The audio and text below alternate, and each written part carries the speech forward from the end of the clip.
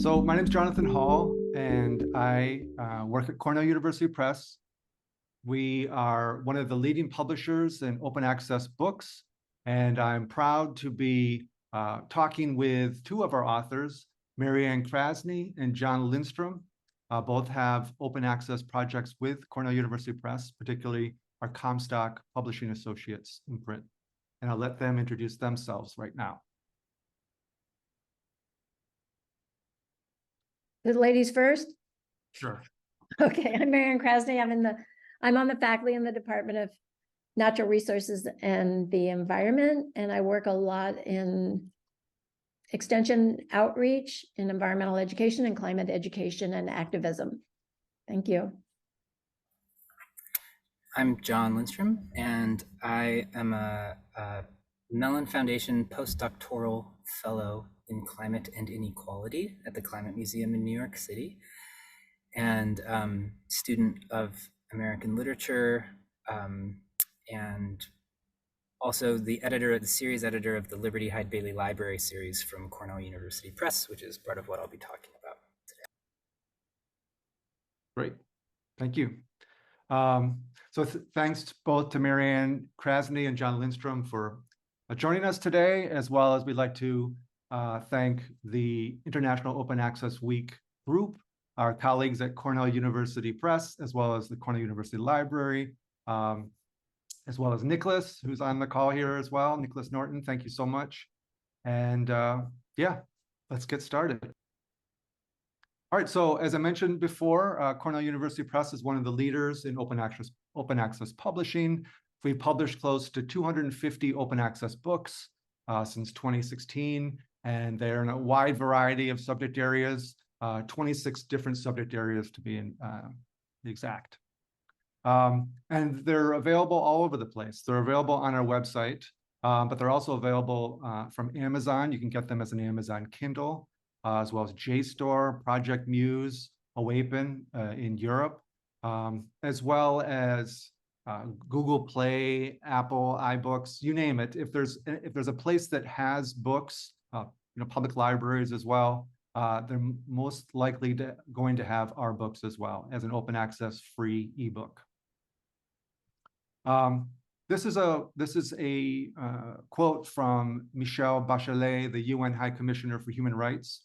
And basically, it's a joint call for open science, and that includes open access books. And Michelle is basically saying that open access knowledge is the key to any effective public health campaign, as well as helping combat climate change, which is the topic of this talk. So we strongly believe that as well. And that's why we've published books on climate change and the environment. What are the advantages of an open access ebook? Well, first of all, there's a much smaller carbon footprint. There was a recent qualitative study that compared physical books with ebooks, and the physical book equaled the carbon output of 374 ebooks. So there's an advantage right there that you're helping protect the environment through an ebook versus a physical book. Don't get me wrong, I love physical books too, but I'm just showing the comparison. There's no deforestation. We don't have to cut down trees to get the paper for the print edition. As well as things have gotten a little bit better on the environmental front for paper, but it's still a pretty messy business. If anyone has driven through a city or near a town that has a paper mill, it's a pretty polluting process of the pulping of paper, and they use chlorine to bleach the paper, which brings dioxin into the environment. So it's a very polluting industry, paper. So an ebook sidesteps that. Also, if you live anywhere away from a bookstore and you want to have it shipped, there's shipping costs that also exacerbate climate change, whether it's through freight on a train or a boat or a plane, you name it. Fossil fuels are needed to carry that book to where it needs to go. Here, it's instant. Now, obviously, there are environmental costs to computers and the power to run the computer and all that, or your cell phone. but we're just comparing ebooks to physical books, and there's definitely some advantages on this front. On a larger sense, there's a greater outreach.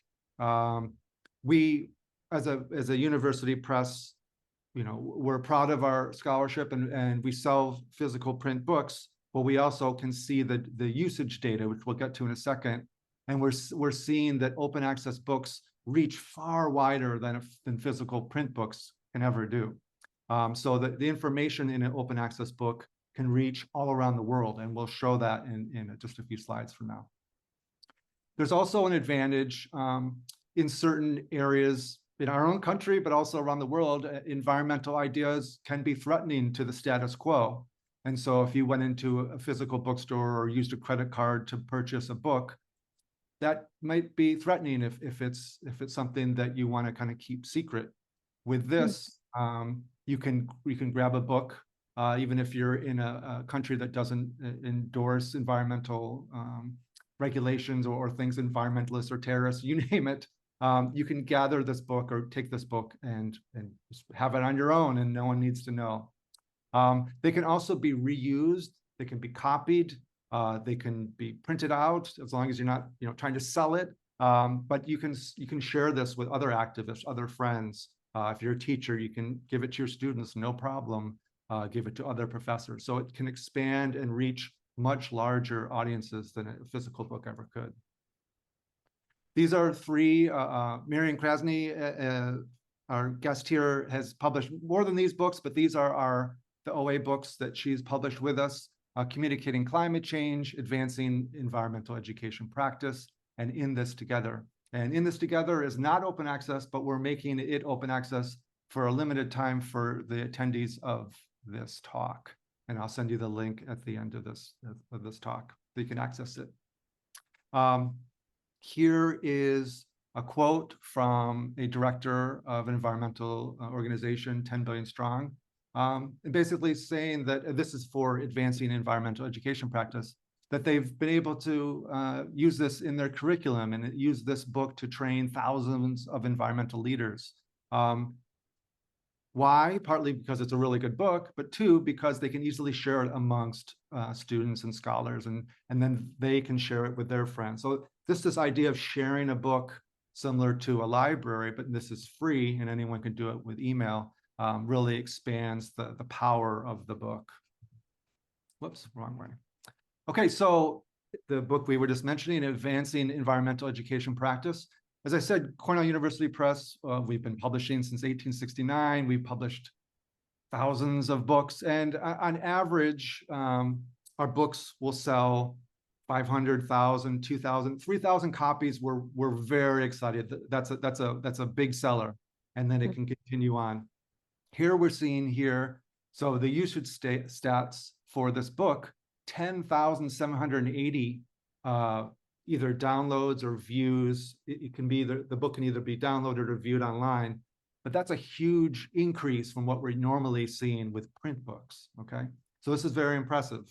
And just as we saw with that quote in the last slide, people are using it and sharing it. But the real heavy hitter, this is amazing, but take a look at this. Communicating Climate Change, 138,000 views or downloads over its lifetime. That's amazing. That's incredible. And what's also interesting is that it hasn't really had an impact on sales. You would think if it's free, then no one's going to buy the book. That's not the case. In fact, the Association of University Presses just had a webinar on this yesterday, that the studies have found that, yes, open access does do a little bit of a dent into print sales, but over the lifetime of the book, it's not that much of a dent in the sales. So it's kind of a win-win as far as we're concerned, in that print sales don't get impacted too much, but the impact of the book get extremely impacted and extremely in extremely powerful ways, as this testifies. So here are the countries. These are just the top 25. It goes on, but you can see, United States, UK. You see that the English-speaking countries, okay, they're there. But then look, Philippines, India, Germany, all these countries, non-native English speaking countries, are picking up the book and using it. That again would be very difficult given the limitations of print books. People having to purchase the book or finding it in a bookstore, perhaps unlikely in some of these countries. Ordering it. Here it's available online, accessible anytime. Here's it is around the world, over 2,500 institutions. The stats even show more, but a lot of the countries, there was over 5,000 institutions, but we narrowed it down to countries where, or institutions that at least downloaded the book or viewed it at least 10 to 15 times. So still 2,500 institutions around the world taking a look at this book and sharing it with others. And this is important information on climate change. So you can see how the impact of a single open access book is spreading powerful, important information about how we can tackle climate change. And it's doing it very, very well. What's also interesting is here's the United States, red and blue states, okay? You would expect it would be in the blue states only and a smattering of red states, but no, it's across the board all over. So that's very interesting. That's very interesting. And I guess with that, we'll switch over to Marianne. Thank you, Jonathan. Jonathan, I did have a question. Sure. I don't know if you know the answer, but it was downloaded in a lot of countries and independent states. So like I counted 192, which is kind of, I don't have a good understanding for why, but I'm wondering, do you think because it's open access that they can do an automatic Google Translate or something like that? Yeah, we've been hearing about that. They can just completely translate it and then it doesn't have to, the language has no boundaries with that. So yeah, they can get the open access version and then just use Google Translate or any other translation software. Oh, okay. Do you know if they could do that, like if they bought an ebook, if it wasn't open access? Ebooks many times have digital rights management software that prevents that. Okay. In fact, so the ebook is both EPUB, which is more easily controlled with digital rights management, but also there's PDFs. So those can be, the book is also in PDF format, and those are very easily transformed or transcribed into another language. Okay, thank you. Good question. All right, so I just wanted to thank my the first author on Communicating Climate Change, a Guide for Educators, is Annie Armstrong. She was a PhD student at Cornell when she wrote the book. She had a lot of experience working down in Virginia along the coast in an environmental education center. And so she was seeing the impacts of climate change and also learning about how to communicate this in a very diverse community, a lot of low-income, minority, white, rural, all down there along the coast, in Southern Virginia. And she's now at Worcester State as a professor. And then the third author is Jonathan Schultz, who's a professor here in communication, super nice guy. And we really wanted him on the book to make sure that the factual part was all very rigorous. And so he did a lot of reviewing and he does research in this area, as we'll see a little later on. So we can go to the next slide. Why did I publish this open access? Well, for one, it's a little weird that if you're a professor and you're like my job, I'm getting paid full time. But if I write a book, I can't have any royalties go back to like a Cornell account. They have to go to me as an individual. And some of my books aren't open access, most aren't, but it is a little bit of a weird sort of ethical issue that I'm writing this as part of my job and then I'm getting money back to me. So that was one reason. Secondly, I had the money at that point in a Cornell budget because I can use the Cornell budget to pay the open access fee, which at the time was $15,000. And this is 2018, the first book. And I think the second one was 2020, right? So is it still 15,000, Jonathan? Do you know? There's different fees, but that's pretty much the standard fee right now. Yeah. Okay. And third, that even when I get royalties, they never amount to much. So what's the point of getting royalties? And then the last is that I work with global audiences. And we can go to the next slide and I'll explain how. So I don't know if you guys know the term MOOCs, MOOCs. So that's massive open online courses, which were very, very popular around 10 years ago. They really start, I don't know if you remember, Stanford would start a MOOC and there'd be like 3 million people taking this one online course. Well, we sort of did maybe mini MOOCs, but now I just like to call them online courses for global audiences. And we did start back there around 10 years ago. We get, 500, maybe 1,000 people if we're lucky now on our courses, but most of them we've offered multiple times. Right now, we just started an eSTEM or environmental science, technology, and engineering and math education course. And you can see the list of other courses that we offer, mostly around climate education and environmental education, and some around sort of climate action, and then civic ecology is more environmental stewardship. Good. So next slide. So we sort of have an open access philosophy in our online courses. And a lot of these online courses now, if you go to the Stanford platform, Coursera, or the Harvard platform, edX, excuse me. If you take a course, you can take it for free, but if you want a certificate or if you want people to grade your material, your submissions, you have to pay extra. But when you think about it, like a lot of our students are we get a lot of students from Iran, actually, which is pretty interesting, but I think we started there and we offer support. We have a Iranian American who does some Persian translations or Farsi translations for us. And we get a lot of students from Nigeria. But the point is, many of these students couldn't pay, or even if they could, they can't even transfer money. So it seemed to my lab and me, and I'll show you a picture of my lab in a minute, that it's really unfair to offer extra services to somebody who can pay, but not to the people who maybe even need it more, but they can't pay. And so we do charge for our courses, but if somebody can't pay, and about 1/3 of our students don't pay, most of them from Africa or Iran, they don't pay, we give them the exact same services. So we just believe that education should be accessible for all people, regardless of where they live or how much they earn.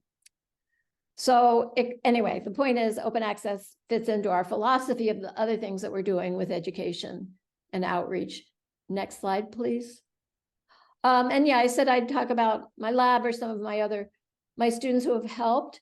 So the slide on the left is Alex Kudryavtsev, the person who's actually taking the selfie, you can tell. He is a research associate in my department right now, and he has developed and taught a lot of our online courses. Annie Armstrong, you already met. Yue Li, she was a PhD and then research associate here. She's really helped with her husband, Mi Yan, to develop the Chinese component. About 1/3 of our students are Chinese, and we hire Chinese TAs. A lot of them are actually volunteers, but we have a lot of Chinese, mostly undergraduate students who do a lot of translations, and they do extra support like webinars and discussions for the Chinese. And then I'm on the very right, but the person right to the left of me is Bethany Jorgensen, who's finishing up her PhD, and she's developed our plastics course and taught it. And it's an incredible course. People really, really like our plastics course. So hopefully when she finishes her PhD, she'll be able to teach it again. Then going to the colored picture, Elena Dominguez Contreras is a PhD student, and she's taught an online course on nature education, which is her subject of her research. In the middle he goes by Fish Shi Yun, who has now taken over the Chinese component of our courses that Yue and me went to Wisconsin. And then the person on the right is Hamidullah Niksad. He's from Afghanistan. He's a master's student here. And we met him through our online courses, and then he came here as a master's student, so it's pretty cool. And I forgot the person in the middle on the left. His name is Respect Muziyawa, the person in the African person in the black and white photo. And we also met him through our online courses. He visited Cornell, as you can see, and now he's applying for master's programs. He's asking me to write letters of recommendation. But some of these people who are really active, you develop an ongoing relationship with them. So just to end, a quote from Gail Woon, who's probably taken every single course we've offered multiple times. She runs an organization called Earth Care in the Bahamas. She's a very, very big environmental activist. And you can just say that she has, she's taken our courses, and when we had an online fellowship too she was in, And she says she's now connected many people all over the world with similar interests and goals. They've improved my life personally and professionally. And yeah, she's just networked with tons of people in different countries. She's mentored some people from developing countries that she met through our courses. And, you know, just again, I have actually never met Gail in person, but an incredible colleague through this, you know, online open access education. All right. Thank you, Marianne. John. All right. Hi, everybody. Thanks first to Jonathan for organizing this panel and to the press and the library for hosting it. So I'm going to be talking about this new edition of the Nature Study Idea and Related Writings by Liberty Hyde Bailey.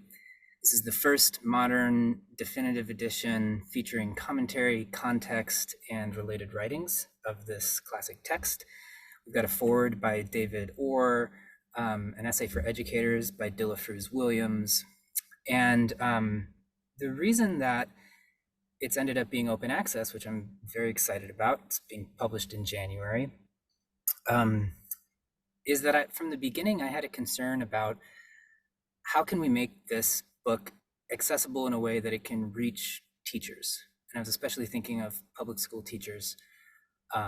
My mom, who is on this call right now, I believe, taught in the public elementary schools in my hometown in Michigan for her whole career. And I really thought that there was a potential audience for the book and that it could be a resource. This was the audience that the book was originally written for. Part of the reason it was so popular is because it was so inspirational and encouraging for teachers. And there was some discussion early on about like, well, do teachers have time to read books like this? And my mom was like, yes.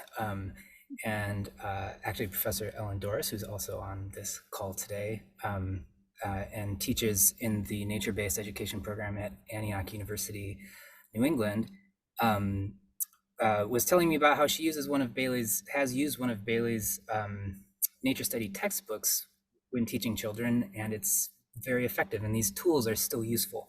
Mm-hmm. So anyway, the press asked if I could raise maybe a few $1,000s to help bring the cost down so that we could make it more affordable in hard copy. Organizations started to get involved and were interested in supporting it, and before we knew it, we were hitting that $15,000 mark that Marianne mentioned, which is a lot of money, but it's because still there's this risk when publishing open access of covering the cost of the print book itself, right? So this way, if you could not sell any copies, then it wouldn't be as big a loss. And so Jonathan pulled this quote from my introduction very nicely here, which gets at why I think this book is also relevant to climate change. I wrote, the science of climate change only intensifies our awareness of our deep contingency in the web of life, that the earth is not exclusively man-centered. That's a quote from Bailey. The other half of that quote is, it is biocentric.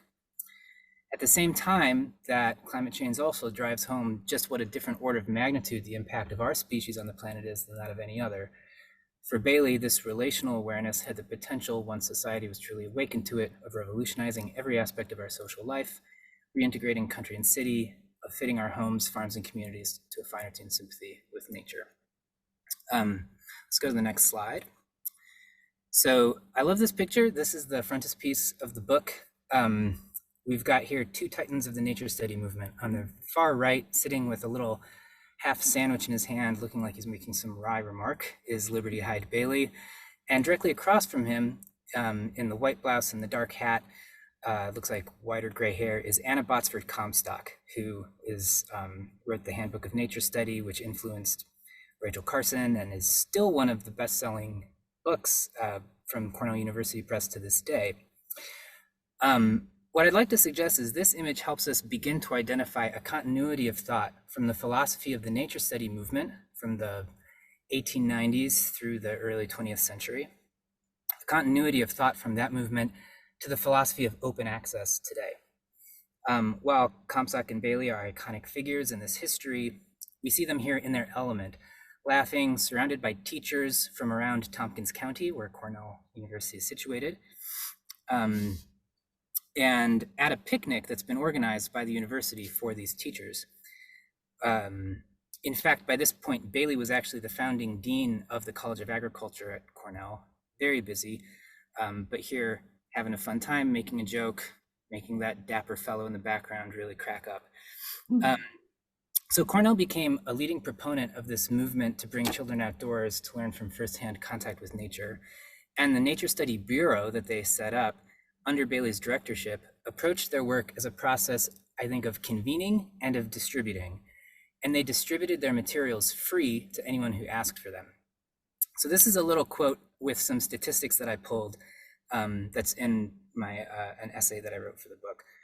By the time the book was published in 1903, The Nature Study Idea, the Nature Study program that Bailey helped establish at Cornell had been doing its work for 7 years to resounding success far beyond the state of New York. Bailey and his colleagues in the Nature Study Bureau, including Anna Botsford Comstock, who we see here, Uncle John Spencer, Alice McCloskey, a whole team of people, were in high demand at teachers' institutes. Their summer courses were full, and their various series of nature study leaflets for teachers and students were officially being circulated all around New York State, because they were receiving state funds, it had to be focused on the state, but unofficially circulated around the world. In 1904, 20,000 leaflets and 18,000 bulletins were printed to meet the demand. And by 1908, Bailey reported that they were publishing 7,000 regular leaflets and 37,000 supplementary leaflets for children per month. So that's the number that they're printing and sending out, and no one had to pay for these. You just had to write in and ask for them. The Cornell, so this is really like the spirit of free accessible education that Marianne's talking about at the Civic Ecology Lab. That's been part of the Cornell story for a long time. The Cornell branch of the nature study movement was, I think, a kind of pre-internet open access movement, and it became an engine for social change. So the nature study movement is responsible for the creation of field trips. That's an invention of the movement. So if you have any fond memories of those as a kid, thank a nature study proponent. Public science institutions like museums found a new purpose as they began engaging with schools in new ways. Teachers were empowered to move beyond the 3 R's of 19th century elementary education, reading, writing, arithmetic, into the sciences.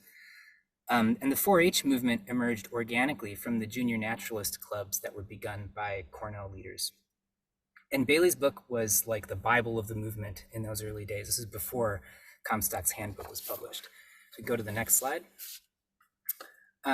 This open access kind of movement built on the best of the public school philosophy espoused by Horace Mann a century before. The idea of universal access to education was still relatively new in the history of the world. This photo actually shows the ungraded 2-room schoolhouse that Bailey himself attended in the frontier town of South Haven, Michigan in the 1860s and 70s. He was fond in later years of reminiscing that it's an ungraded school, and they called it a high school because one room was above the other. This was very high, you know, not like your typical Little Red Schoolhouse. And it was in this building that one of my favorite stories that I got to tell in the book took place. Bailey dedicated the nature study idea to a childhood teacher, Julia Field, who taught him for maybe just a year or two during his time in South Haven. Back then, education, well, and there's still a gender gap in education. It was viewed as women's work. It was underpaid, often very isolating, especially in these rural schoolhouses, underappreciated. Sometimes, especially when schooling was mandatory, local people were quite hostile to the teachers. And it was something that it was a respectable way to make some money as a young woman before you got married and found a husband to take care of you, was the narrative. And that's what happened in Julia Field's case. So she only taught there for a few years, but you were allowed to ask for a topic, for like a special topic if it wasn't being offered. And Bailey, Little Liberty, came in one day with an old tattered copy of a natural history book he found in the local lending library and said, "I'd like to have a course in natural history." And Julia Field said, "Okay, well, I don't know anything about natural history." She knew she could like teach Latin and that kind of thing. She was classically trained. "But you can read to me every day from this book and we'll see what we find."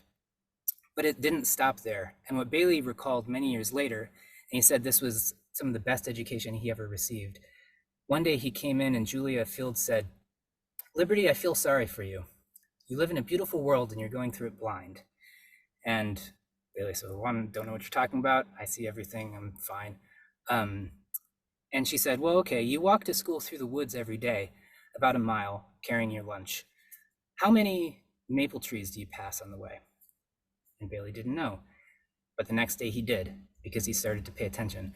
And then the next day the question was, how high are the tops of the trees? He said, well, I don't know. So it began this process of observation. And he said that that carried him through his life. He became an important horticultural scientist. Like I said, founded the College of Agriculture at Cornell. This was the spark. We can go to the next slide. So fast forward to the 1890s, and we see Julia Field's ideals at play in the movement Bailey has found himself in at Cornell. You might be able to spot him. He's like in the middle of this photo with his hat in his hands, in a kind of light colored suit, kind of center and slightly down. And just to the back and right of him is Anna Botsford Comstock. And next to him is John Henry Comstock. Anyway, there's a number of famous people here. So when Bailey first secured funding from the state to investigate and promote this movement at Cornell, he hired Comstock as the first woman professor at Cornell, although she was denied full salary by the Board of Regents for years. But she was the first woman professor. And the two of them traveled by horse and buggy around New York State, meeting with teachers and learning from them before they did anything else. Eventually that led to the creation of these summer schools. This is the class in 1898. And as you can see, this is a gender diverse group. And Bailey knew that women were leading this movement. The movement was attacked primarily by university scientists who were primarily men. And Bailey, in his book, sort of defends this movement as something that's emerging from the public schools, not in a hierarchical top-down way. And in addition to fueling pedagogical reform, these women were also forging an intellectual community. So this open access philosophy of the Cornell Bureau facilitated this important work by helping bring people together and disseminating ideas. We can go to the last slide. It's also important to note that this movement transcended racial lines, at least to a certain extent. So in a part at the end of the book, Bailey is answering common questions by, it's kind of a Q&A format that he would get when giving lectures with teachers. And one of them is just, how do you organize an effective school garden for children? And he could have drawn on any number of examples, but he quotes the testimony of a teacher at the Whittier Training School at the Hampton Institute, which was a school that served Black students in the South, Institute of Higher Education, now Hampton University. And the Whittier School was like the school that education students would practice teaching in with real kids from the community. And this was an example of nature study ideals being taken up by one of these institutions. And the literature coming out of these schools about nature study in many ways was quite compatible with the philosophy that like professors like Comstock and Bailey were writing about at Cornell. And there was like communication between these programs too. For instance, Tuskegee Institute also had a program like this where Booker T. Washington was president at the time. And at one point, Cornell set up a letter writing program where Tuskegee students, Black students in Georgia, would write letters back and forth with white students in upstate New York about their nature study findings. So it's, and also actually the American Nature Studies Society, which Bailey was the founding president of, had a journal called the Nature Study Review. And Bailey, at Bailey's urging, they were able to get George Washington Carver to sit on the editorial board of that journal. Carver was a professor at the time at Tuskegee as well, and he ended up in charge of the nature study program at Tuskegee. So again, we see the sometimes surprising and empowering connections made possible by the spirit of open exchange, free expression of ideas, crowdsourcing of knowledge, and wide channels of distribution that this open access philosophy makes possible. So I think now we'll break for a poll. Yeah. Thank you so much, John. That was really interesting. Yes, so we have a poll now. And Nick, if you can hear us, here we go.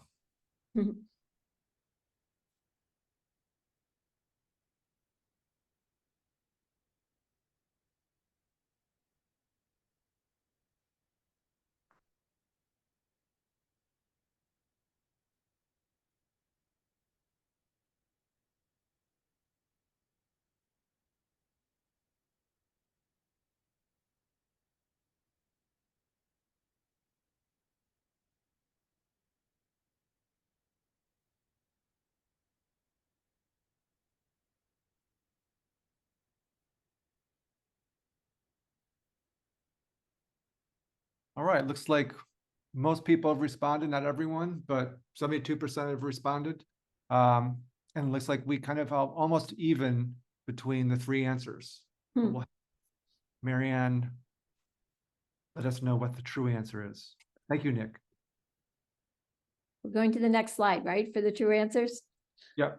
And I can't, yeah, share results. Here we go. Oh, okay. Oh, yeah, very interesting.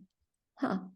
Well, it's interesting because you all were kind of in the right direction, that actually Black and Hispanic peoples in the US have generally show more concern about global warming than whites. And you can see this work is from the Yale Program on Climate Change Communication and George Mason Center for Climate Change Communication. But I've accessed a lot of this work through Jonathan Schultz's work here at Cornell in communication, as I mentioned before, and he does research in this area also. So some really important work here, and we have a few other slides, but just that you can see in the alarmed and concerned category about, what's that, 70% or so of Hispanics and nearly 60% of Blacks, and then more around 50% of whites.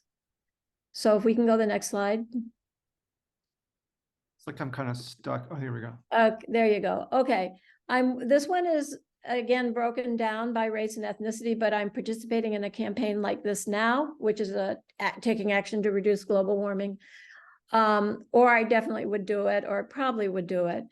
And again, it's the same pattern that Hispanics and Black Americans are more likely to either be doing something, taking action to reduce global warming, or thinking that they would do it.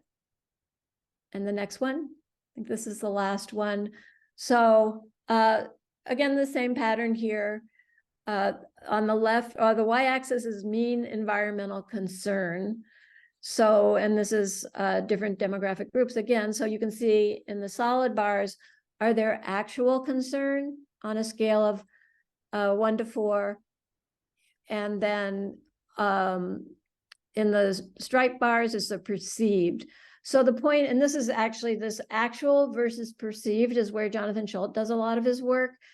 And the reason that this is important is that we perceive that Blacks and Hispanics and other sort of non-majority groups are much less concerned about the environment and climate than they actually are. And you can imagine how this might influence policy. If you think, for example, your constituents aren't concerned about the environment, then you're not going to have strong environmental policies. So this gap is really important as we're thinking about policies and as Congress is thinking about policies. So I think there's another poll, right? And this one's. All right, second poll. What proportion of US citizens do you think are worried about climate change?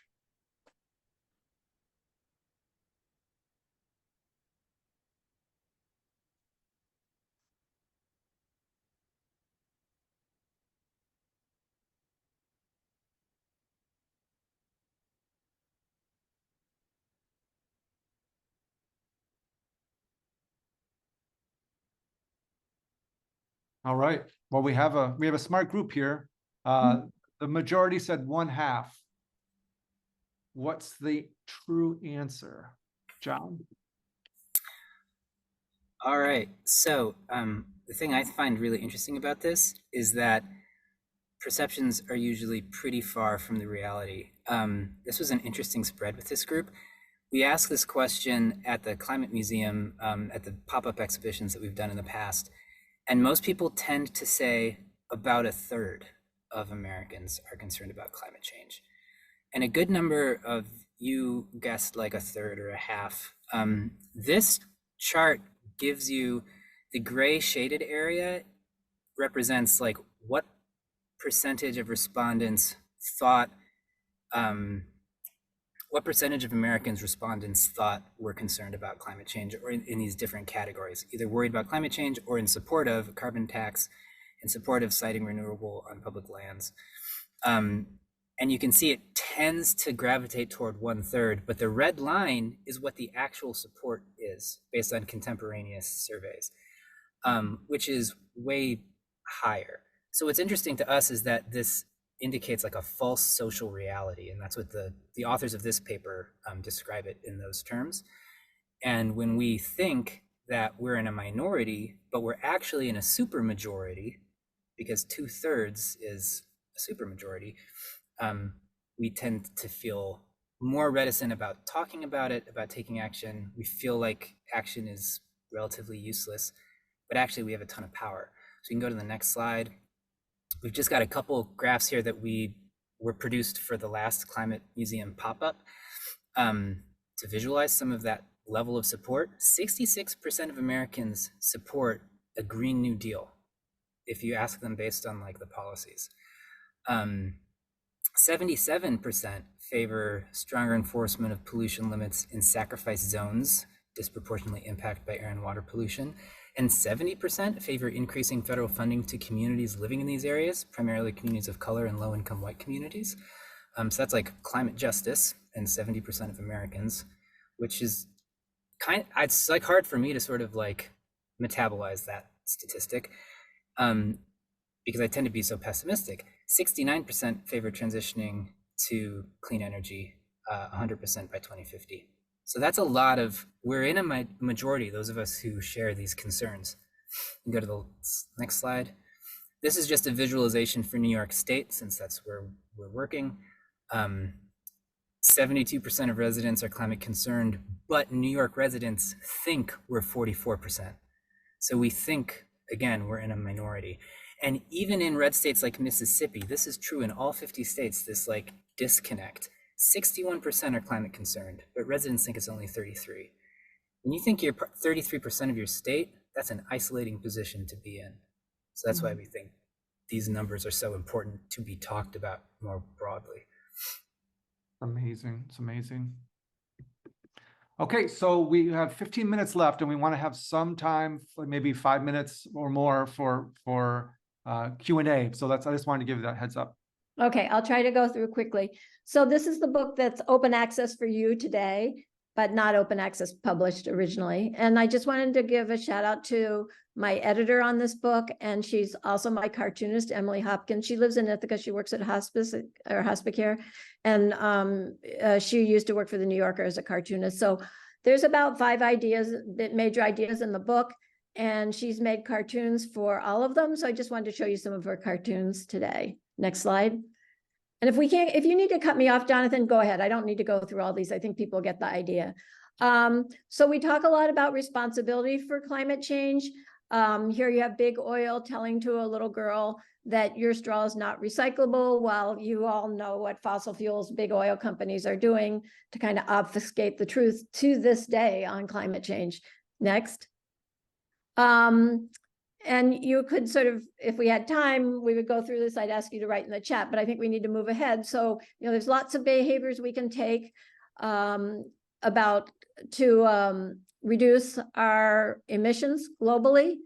And if we go to the next slide, according to Project Drawdown, which I think is a credible source, some of the most important are reducing food waste, and that's because food waste in landfills produces a lot of methane, which is a very strong greenhouse gas. Plant-rich diet, same issue here. Mostly it's methane from, in particular, cattle, cows, dairy, as just a part of their digestive system. And then family planning and education, so that women, no matter where they are in the world, have the right to choose family size and get an education or work if they so choose. Next slide, please. And so here's one of Emily's cartoons. Plant-rich diet doesn't mean houseplants, Jason. And we can move on quickly. Sorry to go through these so quickly, but this isn't from the book, but this is just, again, emphasizing why beef and beef in particular has so many emissions. So you can see that in the green, it's part of its land use change. That's clearing land to grow corn or for beef. But a lot of it is on farm for beef, and that's that methane as well as some emissions from the manure. And, you know, you can go down and see that pig and poultry are just, you know, much, much less impactful in terms of the climate emissions. So next slide.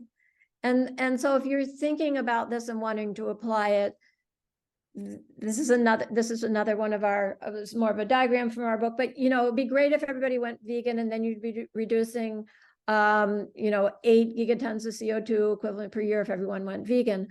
But if you just reduce, you know, maybe pescatarian, just eat fish, climate carnivore, you're eating maybe largely chicken, some pork, but only rarely eating beef, you're still going to have a sizable impact. So, you know, the message is, if you're interested, do what you can, and invite other people over for whatever meals, whether they're pescatarian, vegan, or even Mediterranean. Next slide, please. Reducing food waste, I mentioned how important it is. So this slide, it's kind of hard to read, but it's the caption is, it says best by 47 BC, but it smells fine. So you have this archaeologist here. And the point here is that our best used by or expires date labels, they are not regulated in the US. There's now a bill in Congress, a food date labeling bill, but I see this all the time. You know, people look at the date label, oops, you know, it's best used by today, I better throw it out without even smelling it. So next slide. And when we think about food waste, food donations are super important too. That probably the best use we can have of food that we're not eating, especially from restaurants or grocery stores. And so here we have a person who's part of a food rescue organization, and he's going to eat some of that food he's rescuing himself, probably before he delivers it somewhere else, or maybe his cat is. Next slide. We talk a lot in the book about behavior spreading through social networks. So, you know, most of us aren't influencers. We're not getting 1 million people to, you know, buy some lipstick or whatever. And climate behaviors are hard, but the most influence you're probably going to have is your family and close friends. So here the woman is saying, guys, I've signed us up for a climate hunger strike. She's trying to influence her roommates to go out and do a hunger strike. And then I think I have 1 or 2 more. Yeah, this is my last one. So we talk about role ideals, and that's the idea that whether you're a mom or a grandma or a librarian or whatever, you probably have in your mind an ideal for how you should act as that role. And if you're thinking of being a climate science citizen, you can also have a role idea. Well, it might be reducing meat, it might be going vegan, it might be buying an electric car, whatever it is. But anyway, and the cartoon is, in her role as mother and investment banker, Megan was ideal. As a rockette, less so. So that's it. I think we're going to transition to John, but John, I really enjoyed your presentation before. And I guess what I didn't realize, and probably you'll be explaining, is that I thought you were sort of reprinting Bailey's book, but is it reprinting plus all your historical analysis? Anyways, I know it's your turn to talk about your book, so. Yeah. Well, I'm not going to talk anymore of the book. Actually, I'm going to transition to the Climate Museum work. Oh, okay. But I will say that, yeah, so this is an edition that includes like contributions from a couple other contributors who I mentioned before, David Orr and Dillafruz Williams. I have an introduction that I write, but also a historical essay that everything I was talking about is sort of drawing from that work. So there's hopefully a lot of added benefit to this new edition, and related writings too, which have never appeared with the text before. So very excited to share it with you all. And so I'm going to say just a few things about the Climate Museum, where I'm currently working as a postdoc fellow. We just opened a new exhibition in Soho in Manhattan, titled The End of Fossil Fuel, as you can see here. It's our biggest show to date. The Climate Museum is a small nonprofit museum dedicated to the idea that in order to combat climate change and beat it, we need a change at the level of culture change. So our organization was founded by Miranda Massey, I think in like 2015 or so, after New York got hit by a hurricane. I'm blanking on, I wasn't quite living in New York yet when this happened. But yeah, we're a small nonprofit museum operating on pop-ups right now, hoping to scale up to full-time space eventually. And let's go to the next slide, because one of the bedrock ideas of the museum is that every exhibition we do has at least 3 parts. And the core of it is the arts. The arts open us up to thinking about action and imagining different possibilities for our world in ways that nothing else can. This current exhibition features this 45-foot mural by R. Gregory Christie, which imagines a transition from the intertwined histories of climate and inequality, which are crises that created each other. The exhibit traces that history, and you can kind of see that the far end is in grayscale. That whole half of the exhibit is also all black and white, as it's kind of trudging through this like difficult and painful history. And then it transitions in a kind of beautiful spectrum into color through a period of struggle and into an imagined future. I actually thought, Marianne, when you showed that graph, there was a study recently that showed that even just taking climate data and presenting it artistically rather than in like a relatively dry scientific looking graph creates a vastly different impression in the viewer in terms of being more receptive to that information and more trusting, which is not necessarily what you'd expect. So let's go to the next slide. So another pillar of what we do is we always give our visitors a lot of information and research.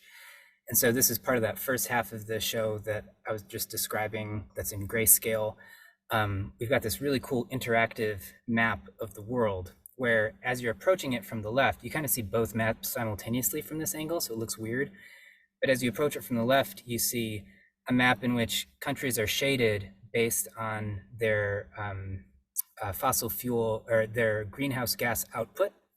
And then as you transition, you see the map shaded in terms of climate vulnerability, and you realize it's a mirror image, right? Like the countries that are doing the least to contribute to the climate crisis are going to be affected the most. They're already being affected the most. This is a social justice issue. Go to the next slide. We also have a lot of information about solutions. And I love that cartoon of the oil executive looking at the little girl and saying, "Your straw is made of plastic."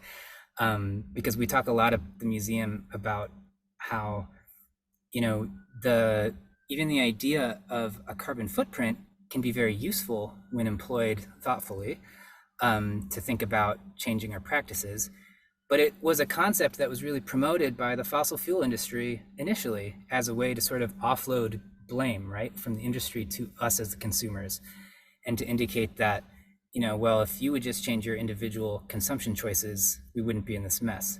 We need those choices. We need to be able to, especially in community, like Marianne was talking about, organize around changing our consumption. But we can also be doing political action. We can also be calling our banks and demanding that they divest from fossil fuel companies, climate reparations, environmental justice. There's a lot of tools at our disposal, and a history of successes as well as challenges. So next slide. And the last thing that every show includes is an action station. So visitors can take action in the space and also commit to actions after they leave. For several exhibitions now, a popular component has been a sticker wall in which you can choose from a whole line of brightly colored action stickers saying, "I will talk more about climate." It's amazing how much of a difference it would make if we all talked more about it, because we would be breaking that silence and that false social reality. To things that are more complicated, like joining a local climate justice group to learn from and support them. And also blank stickers where you can write your own action, and that's one of the most popular ones. But you can also write a letter or a postcard to your representative right there in the exhibit and show, so that you know as you're leaving, you're part of a growing and large community of climate action. And we don't have to live in that false social reality anymore. So that's kind of the Climate Museum in a nutshell and what we're doing. And in terms of open access, all of the information from our exhibitions is made free online on our website during and after. The information in our current show is not all up yet, but it will be. And through our website, you can go to pages based on all the different shows we've done in the past and access all of those graphics and information. So yeah, that's the Climate Museum. So thank you, John. That's great to know about the website. And in that vein, this is, I'm going to, once I do the stop sharing of the screen, I'll be able to put these links into the chat. I don't have access to the chat at this moment with the share screen. But basically, we have, for those who are attending, we have a free advanced PDF of this new Liberty Hyde Bailey, the Nature Study Idea book that John Linstrom edited. We have the OA editions of Marianne Krasny's book, including a limited time version of her most recent book with the cartoons in this together. And then also, if you're interested, if you want a print edition, you can get a special discount with the promo code. Again, I'll put all this in the chat. In addition, we'll have the link to the Climate Museum as well as the Cornell Civic Ecology Lab. We also have, if you're interested more in open access, we have a Cornell University resource on open access publishing, as well as the NEH Fellowships Open Book Program. Their accepting offers, if you want to make, if you're listening and you have a project that you want to make open access, that's one way to go about it. So thank you for that. I'll do a stop share and I'll put those in the chat, and then we'll take a look at the chat. Let's see if I can get the stop share. Pause share. Let's see. Stuck here. There we go. Okay. So, questions. John, would you mind taking a look at if there's any questions here, or if anyone just wants to speak up, have any questions, and I'll put the stuff in the chat while people are asking questions. Marianne responded to a question in the chat earlier. Otherwise, I don't think anyone's posted any in yet. Oh, okay. Does anyone have any questions?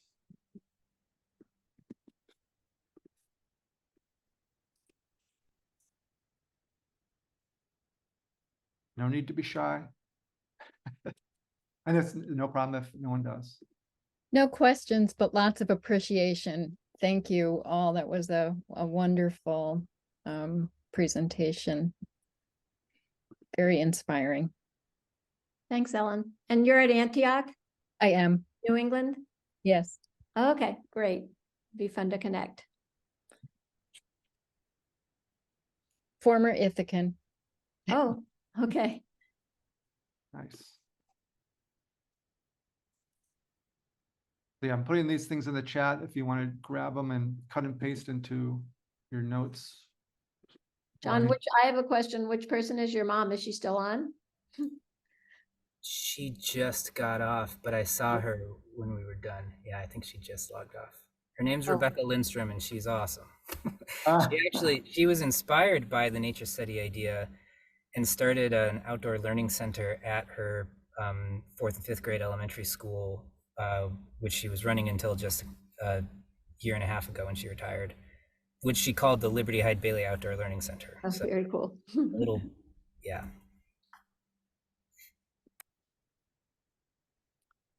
Great.